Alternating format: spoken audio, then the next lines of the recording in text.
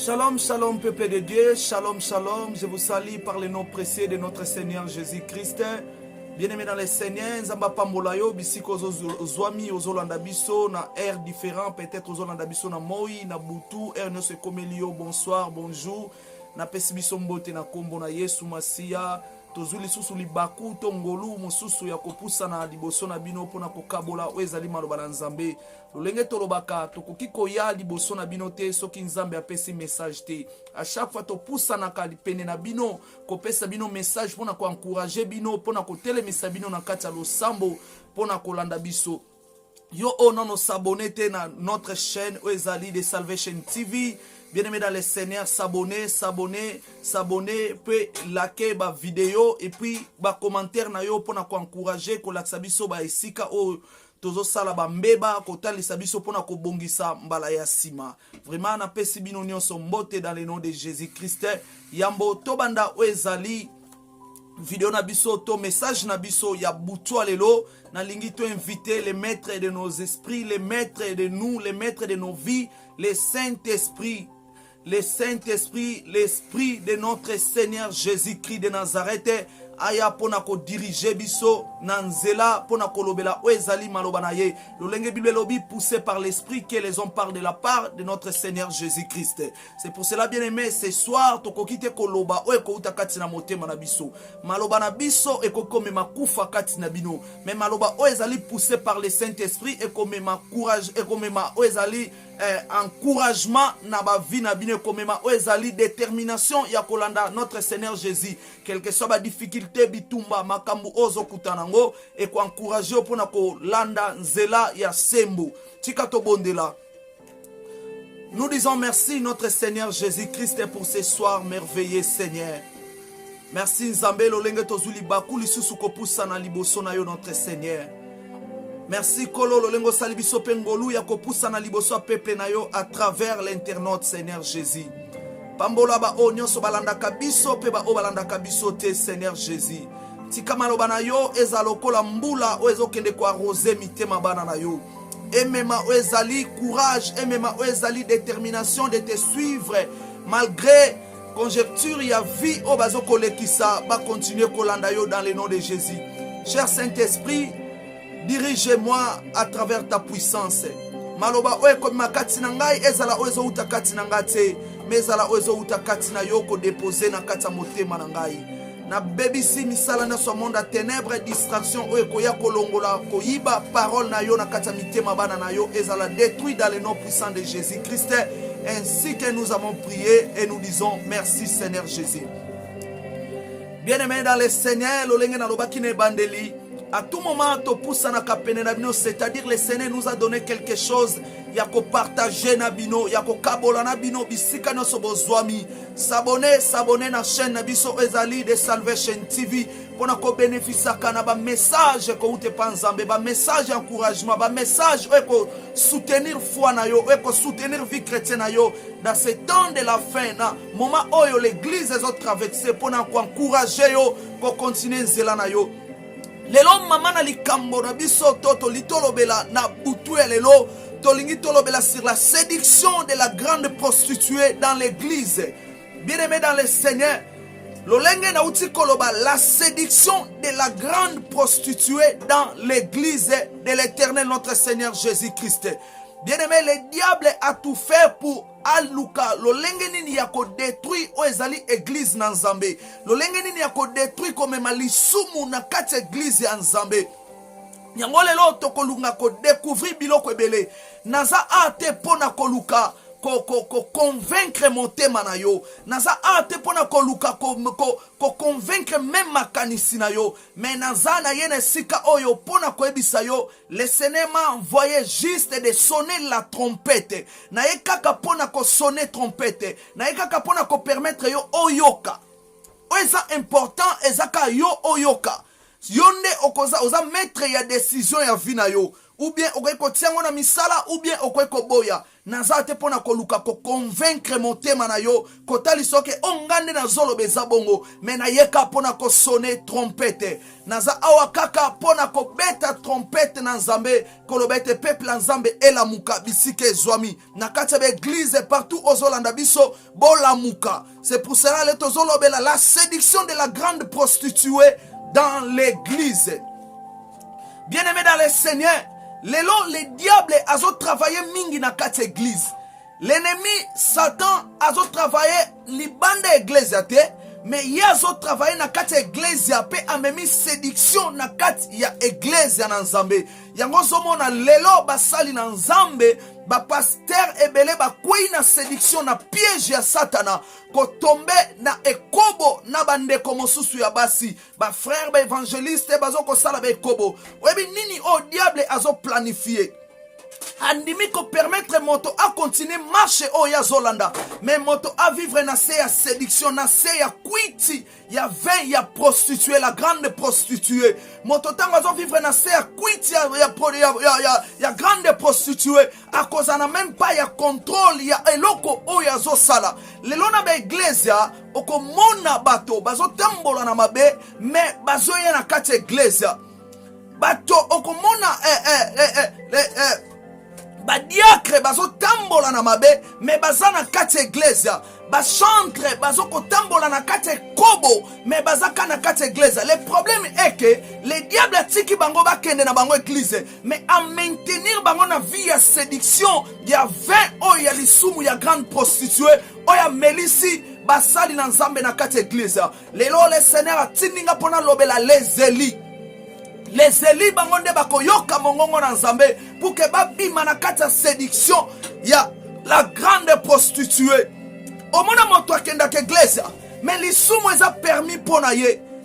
Moto akenda iglesia, mais tango sala kamabe eza na eloko te o elobela kaye na kati na ye. Lelo la séduction koti na kati iglesia, oyo akena oyo abimina oyo bato nyonso bazosala muna kati ya cachette, mais babosani ke miso ya Nzambe ezomona bato nyonso bisika bazali. C'est pour cela lelo to ekolobela sur la séduction de la grande prostituée dans l'église. Lolengeni la séduction ekoti na kati iglesia. Okomona c'est moto aye na kati iglesia, mais c'est aza moto oyo aza rempli par l'esprit de la grande prostituée pour quand même ma séduction na kati iglesia. C'est pour cela que même la puissance de Dieu est se manifester dans la église. Parce que la séduction est continue dans la église. Si vous fongola na mokanda na biso na Bible na biso na Apocalypse 17 tobandi na 1 jusqu'à 5 pour que tu comprennes quelque chose nini nzamba li kolobela biso. Je lis au nom de Jésus Apocalypse 17 1 à 5. Puis un de sept anges qui tenait les 7 coupes vint.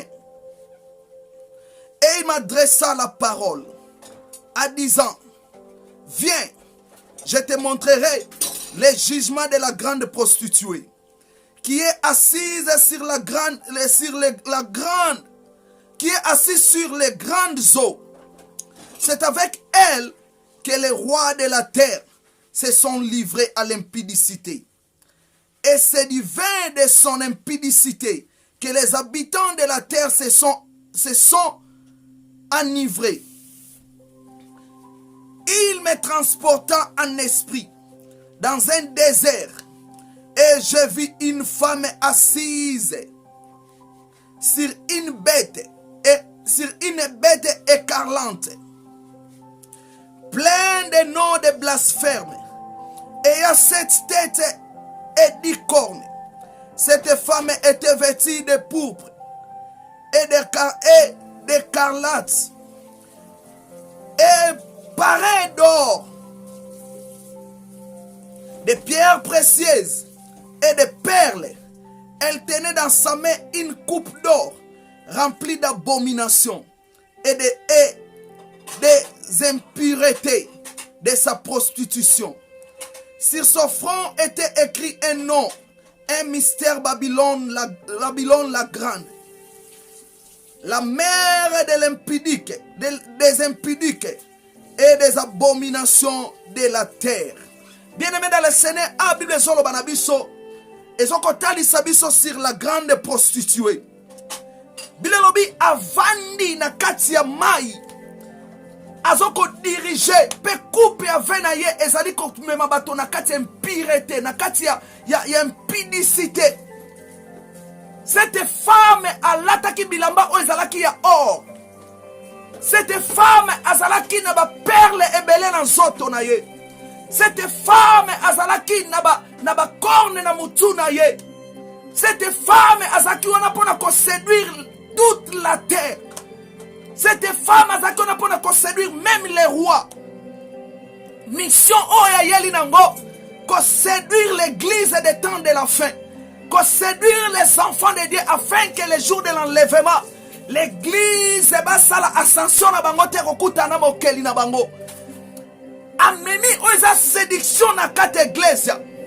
Comment lolenge bato bazoko sala séduit na elateli oto bande komona ezaki libande église mais lelo ekoti na kati église. Komona bato bakomi kolata na façon moko pona ko séduire oza basala nzambe. Moto nyonso azoya na ide na ye lolenge akoluka a séduire oza peuple nzambe. Tikane biso bana nzambe toyaka te pona koluka poto séduire bato na kati église. Tokonde église te poto lakisa o ezali biso ndenge tolataka. Mais lorsque to pusanaka na présence nzambe, to pusanaka pona kotalisa nzambe bolamu na ye pona ko adorer nzambe. Non pona ko kende ko séduire toute l'église. Tokenda te pona ko séduire bato na église. Mais la grande prostituée à côté d'une église, lolenge et les femmes, les filles, lolenge bazo s'habiller même na kati chorale, lolenge bazo ko s'habiller pour na comme ma séduction na kati église. Les autres hommes na basala nzambe belé ba kweisami les musu na secrétaire na ye, na chantre de l'église, na protocole église, na keda kese église parce que la séduction est côté na kati église. La séduction est côté l'église ensemble. La grande prostituée a vandi na kati église abandi ko manipuler l'église selon les vins. Il y a séduction, les vins, il y a impudicité na kati église. Lelo église comme sika ya masumu. Moto akenda ke église ko pekisa e mabe azo salate. Il y a le problème akenda église akoyemba akosala o sala mais ko pekisa yete na masumu o yazo sala tamo ko bisike ser lolengo zo sala bo ezama benzamba sepe na ngote abike yozo condamné. Bien aimé, nous sommes envoyés pour que tokende ko prêcher bonne nouvelle. Ba oba ko boya ba boyi, ba oba ko yoka ba yoki. Missionner suki kaka bato ba kuya na impudicité te. Mais ayebi malamu na Matthieu 25 et 27 à 28. C'est que notre Seigneur Jésus alobaki na kati ya Matthieu. Abi lorsque bakozala lolenge wana façon ka bakoya na église esengeli ka moto atala ye nda kwei kobo na ye. Ata physiquement kwei na moto alati mabete. Mais na miso kaka otali okwei samina ye. C'est pour cela mission diable a memi makambo mabe o ezalaki libande église a koti nango na kati église lelo. Lelo basala nzambe bakomi ba lâche. Bazoko akotele melate ko banga ke amekima. Jésus même na prédication lorsque azaki en chair.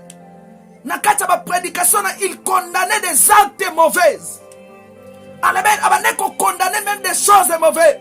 Yango mone comme na point moko lorsque Jésus a dit ko pèse sa prédication ezaki dure. Bato ba décider à kotika ye. Bato ba décider à ko abandonner ye. Mais bat oyo ye batika laki. Bien aimé dans le Seigneur. Ozala juger te par nombre ya bato oyo tondisaki na kati église na yo. Kokasate ko ozala juger pour na tondisa combien de membres d'église. Mission ozamba tindi biso. Eza pona kokende ko transformer bato tozo libanda. Comme mabana kati église bazala transformer bazala né de nouveau. Lorsque tozo tala bango bazo refléter la présence de Jésus. Lorsque tozotala les sœurs et des frères bazokotalisa mokili kati na bango te, mais lorsque tozotala ozomona Jésus kati na bango. Paul alobi abi, si je vis, ce n'est pas moi qui vis, mais Christ en moi. Mais aujourd'hui bandimi ya lelo tango ozotala yo ozomona Christ kati na yazate. C'est la séduction ozomona kati na ye. Ba se maquiller na façon ba ya pour séduire le peuple de Dieu. C'est ça, balati bilamba lolenge moko pona koya ko séduire peuple en Zambé. Bazo ko luka Zambé te, mais bazo ko kwesa les élis, o bazo tambola la zela Zambé. Et sengena biso to condamna kaba acte ya mabe pour que elle se répète te na kati église ya Zambé. Yo keloko yeso lo bakina Matthieu 5 27 à 28. Matthieu 5, 27 à 28. Je lis au nom de Jésus. Vous avez appris qu'il a été dit, tu ne commettras point d'adultère. Mais moi je vous dis, que quiconque regarde une femme pour la convoiter, a déjà commis un adultère avec elle dans son cœur. Bien-aimé dans le Seigneur, écriture au diable à Yebiango, écriture au la grande prostituée à Yebiango. Le problème est que batoba kota mabe na présence na église pour que miso yabana na Nzambe etala kaka pour que bakwe ya na kati impidicité wana. Problème est kaka ba mona soki bakosala acte physique te ba tomber na acte spirituel. Soki bakosala acte oyo zoko ya physique te, mais néanmoins va tomber dans acte spirituel. C'est pour cela aujourd'hui dans nos églises, la grande prostituée règne dans nos églises. Les filles et les femmes s'habillent et se maquillent pour séduire les hommes de Dieu, pour séduire les élites, pour les détourner dans les chemins de Jésus-Christ de Nazareth. C'est le temps de sonner trompette. Nena lobaki ne bandeli naza aate pona lukana vaincre na convaincre motema na yo. Mais naza apona ko sonner trompette. Les élites bako comprendre pe ba ozonga la nzela Nzambe. Bien-aimé dans le Seigneur, le problème est zaka yo tala. Oko pekisa mutu akanisa te. Oko kanga makanisa mutu to ba non frère ko kanisa ndingo somona wana te. Na kati église lorsque bato ba yendo lengi moko ezo ko représenter te devant Nzambe. Makanisa bato ko tambola kaka. Oza nguya te ko pekisa makanisa bato. Bien-aimé, c'est le temps. Tozo vivre na dernière minute. Tozo vivre na moment moko o tozo yebate quand est-ce que le maître de la maison a kokota pona kozwa église na ye. Kokasate qu'on la sauver parce qu'on met ma Bible. Kokasate qu'on la sauver parce qu'on kenda ka église. Kokasate qu'on la sauver parce qu'on soutient ka église. Kokasate qu'on la sauver parce qu'on prêche la bonne nouvelle au lengi na zo terre dans l'internet. Mais essayer l'église, elle va la transformer, né de nouveau. Va refléter Jésus Katina Bango. L'église essayer de refléter Jésus. Lorsque mon continue à quatre églises, ici, c'est la présence de Dieu qui règne. Pas la présence de la grande prostituée. Est-ce que les églises, ma colonanga est wapi? C'est le temps, bien-aimé dans le Seigneur. Nalombango tozo kima. Genèse 18 et 20. Soit dit Genèse 18 et 20 à 33. La Bible dit le Seigneur a bandé kokende pona ko détruire Sodome et Gomorrhe.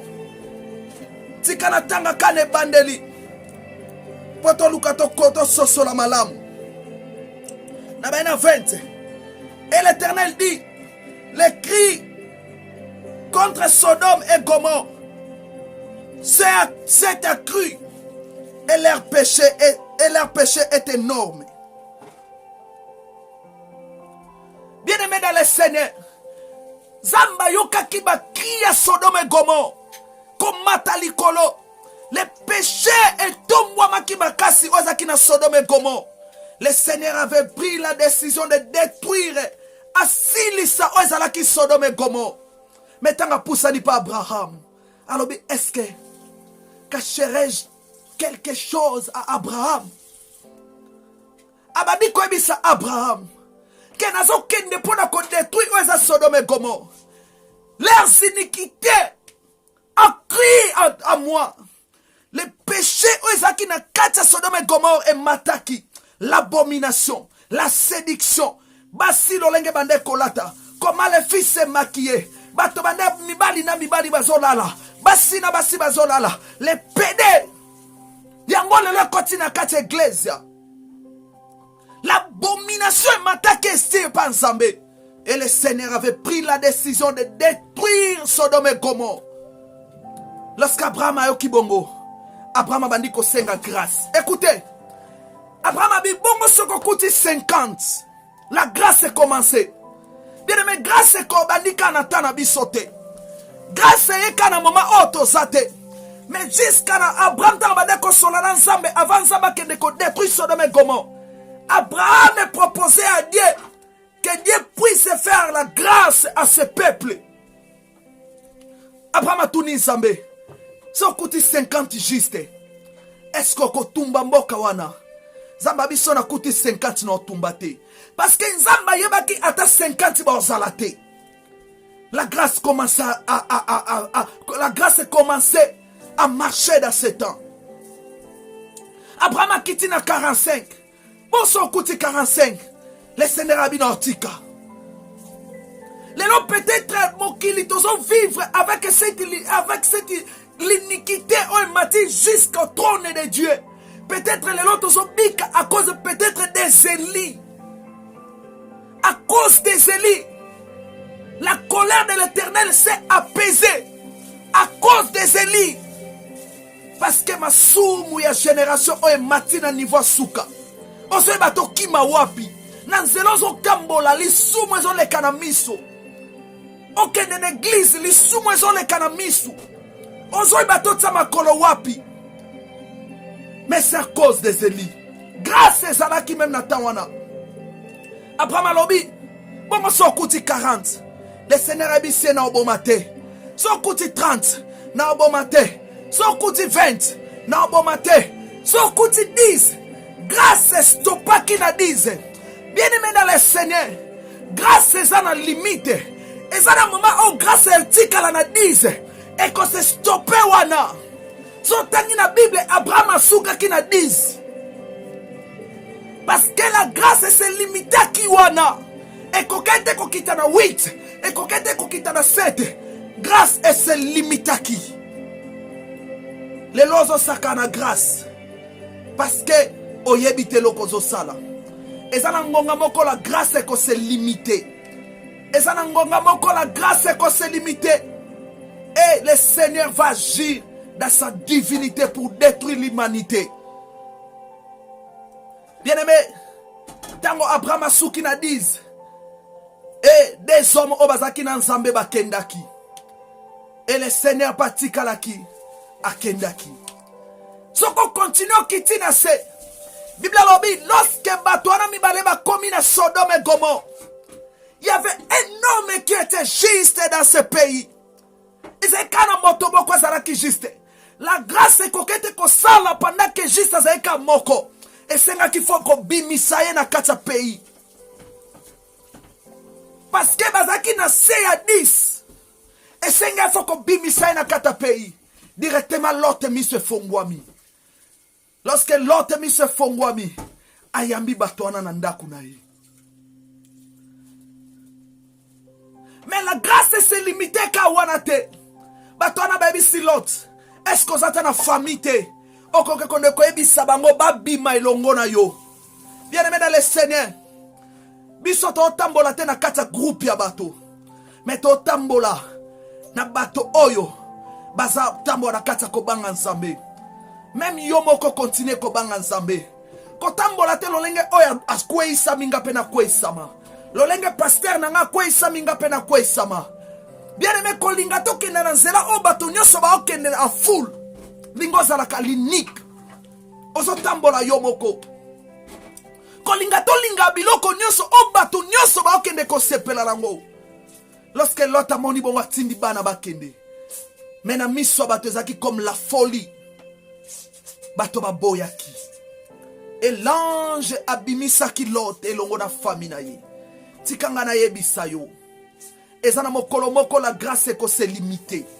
Les jours là, le Seigneur viendra pour enlever son église. Na mokili ya masumu oyo. Les jours là, la grâce eko kokalisu ko salate. Bien aimé, jusqu'à quand on conçoit conscience? Jusqu'à quand on comme né de nouveau? Né de nouveau, ezaka ko mema Biblia te. Né de nouveau, ezaka ko parler en langue te. Né de nouveau, ezaka ko te ya sango malamu te. Mais né de nouveau, ezaka ko se transformer, de vivre la vie de Jésus. C'est ça la chrétienté. La chrétienté, c'est d'aller à l'église. Mais la chrétienté, c'est une vie. La vie de Christ.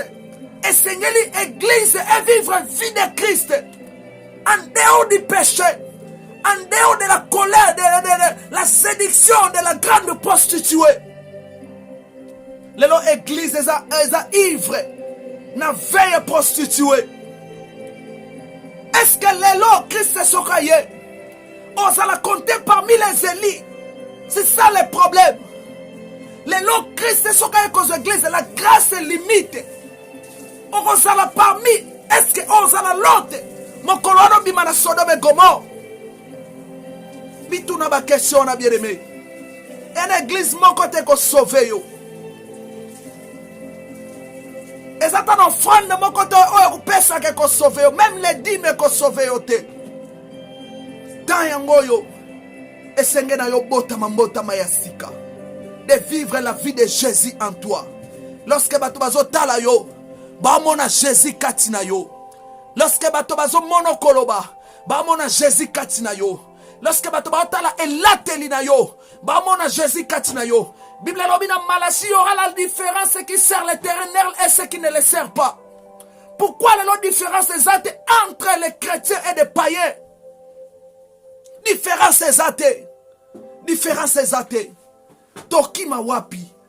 Même na kati église. Église est comme ivre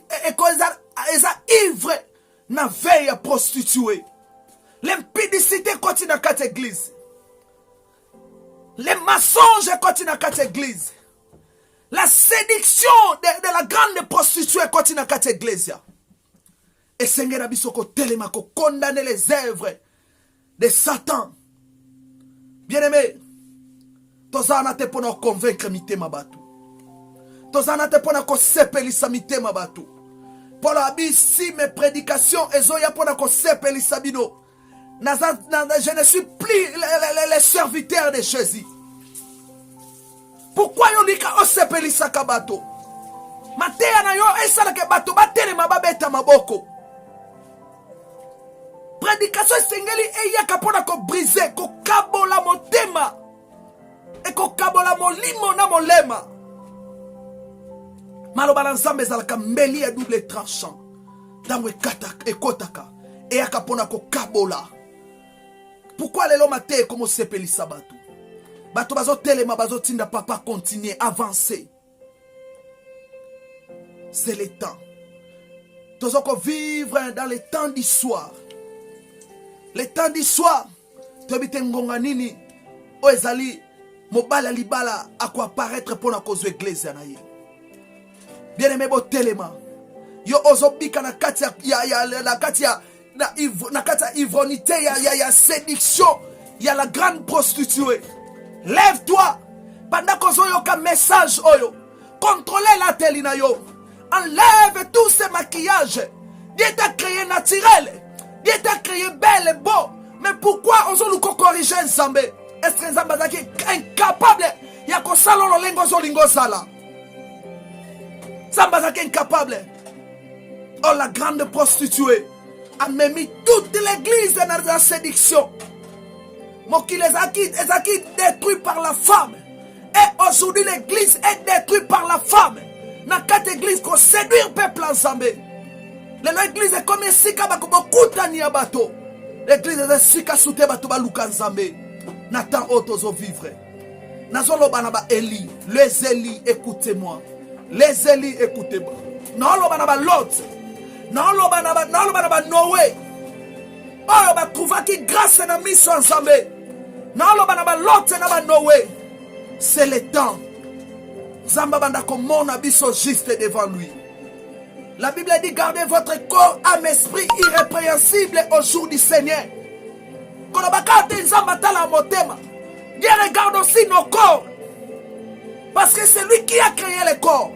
Regarde aussi nos corps. C'est pour cela la Bible des Thessaloniciens. 1 Thessaloniciens.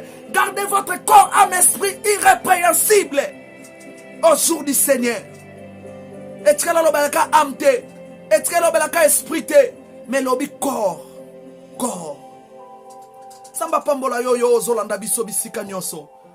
Tosuki na biso bien aimé na yeka pour la kotalisa yo. Comment la séduction de la grande prostituée opère dans nos églises. Promesa kaka omona na misu. Lolenge nos sœurs, nos mamans s'habillent et se maquillent dans l'église. Mission à Satan est pour comme ma séduction. Lorsque ba klati lolenge la ba se maquille lolenge la séduction entre dans nos églises. Pour la kolongo la ba elina zelanzambe. Mes frères, sœurs, on a bisayo. Yo zo tambola na zelanzambe. Komitika te na facilité aux à la séduire par la grande prostituée. Lève-toi, condamner le mal, vivre la vie de Jésus. Tamoki les autres talayo est à la différent. Aux à la différent na ba misusu. Même si ton église bazo tambola lolenge wana, mais yo zala linike. Tambola na nzela na yo. Tambola na nzela na yo. Zala linike. Tango nzamba ndo talo na kata Sodome et Gomorrhe. Ezana l'église lelo belé comme Sodome et Gomorrhe. Tango nzamba bando tala yo na kata Sodome et Gomorrhe. Amona yo za lote oko bima na kata Sodome et Gomorrhe. Samba pambola yo. Lelo le diable atiki tote ya sango malamu. Mais toza ivre na veille ya prostituée ya veille ya la grande prostituée. Te ya no sango malamu. Yemba lolengo zo yemba. Bato ba sependa mongongo. Sala oyo keko sana kate eglesa. Mais c'est la fin qui justifie les moyens. C'est la fin qui justifie les moyens. La fin. Nyoso sala sala. Batiki yo. Diable atiki yo. O sala oko sala. Ozo yemba bato bazo sepela. Ti prophétise. Bato bazo sepela. Ozo teya bato bazo sepela. La fin. Et nous, les serviteurs de Dieu, tous à la condamner. Parce que nous avons caché la vérité. Na peuple obazo tambola na CRV. Na CRV ya grande prostituée. Il fallait débisser la vérité. Mais to comme il faut cacher la vérité pour na koluka to tondi sa église na biso to mona ka ba ofrande na ba di mezo kota. Tous à la condamner pour na yango. Zamba pambola yo yo landi biso na pokwa lelo na moi ernyo se ekutanela yo. Zamba pambola yo. S'abonner, bon s'abonner na chaîne pour bénéficier.